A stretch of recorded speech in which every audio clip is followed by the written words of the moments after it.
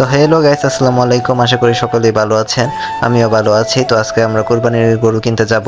প্রথমে আমরা অটোতে উঠে পড়ি, এখান থেকে আমরা শিমলাপাড়া যাব এবং শিমলাপাড়া থেকে নেমে আরেকটি অটোতে করে আমরা আক্তাপাড়া বাজারের দিকে যাই এবং আমরা অবশেষে বাজারের মধ্যে পৌঁছে যাই এবং এখানে ঢুকে আমাদের প্রথমেই উদ্দেশ্য ছিল সম্পূর্ণ বাজারটা ঘুরে দেখব এবং কোনটা পছন্দ হয় সেটা সিলেক্ট করব। তারপর আমরা একটা একটা করে অনেকগুলো গরু দেখছি এবং দেখি কোনটা আমাদের পছন্দ হয়।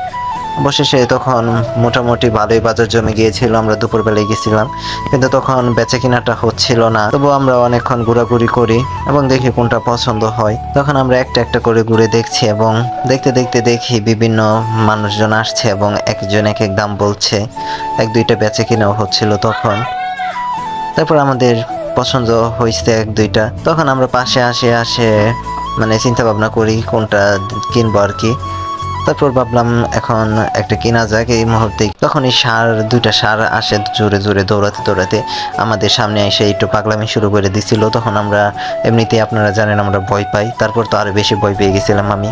তারপর অনেকক্ষণ ঘুরে তারপর আমরা আবার গরুগুলো দেখা শুরু করি। তারপর এবার একটা গরু নিতেই হবে এই চিন্তা ভাবনা করেই আমরা সামনের দিকে যাই। তারপর আমরা সবকিছুই দেখতেছি ঘুরে। তারপর উপর থেকে সম্পূর্ণ বাজারটা তুলে ধরলাম। তারপর অবশেষে আমাদের একটা গরু পছন্দ হয়েছে এবং এই গরুটা দামাদামি করলাম এবং অবশেষে আমাদের এই গরুটা পছন্দ হয়েছে এবং টাকাগুলো সাথেই দিয়ে দেওয়া হয়েছে। তারপর অবশেষে আমরা গরুটাকে নিয়ে যাচ্ছি বাড়ির উদ্দেশ্যে। তারপর বাজার থেকে বের হওয়াটা আরো একটু কষ্ট করছিল, কারণ তখন বাজারে অনেক পরিমাণ মানুষ হয়ে গেছিল। তবু আমরা এই ভিড়ের ভিতর দিয়ে কষ্ট করে যাচ্ছি। তারপর অবশেষে আমরা এই বাজার থেকে বের হতে পারি। বাজারে সত্যি অনেক বড় বড় গরু ছিল, সত্যি বাজারের ভিতরে অনেক বড় বড় গরু ছিল এবং মানুষ অনেক বেশি ছিল। এখান থেকে সম্ভবত বেশিরভাগ মানুষ গরু কিনে থাকে। তাছাড়াও আরো বাজার রয়েছে।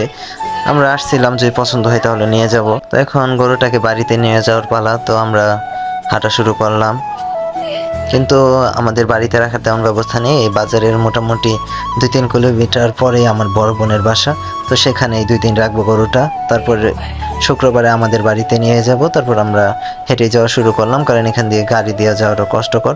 অবশেষে আমরা বাড়ির ভিতরে পৌঁছে গেলাম। তো এখানে আমার ভিডিওটা শেষ করছি।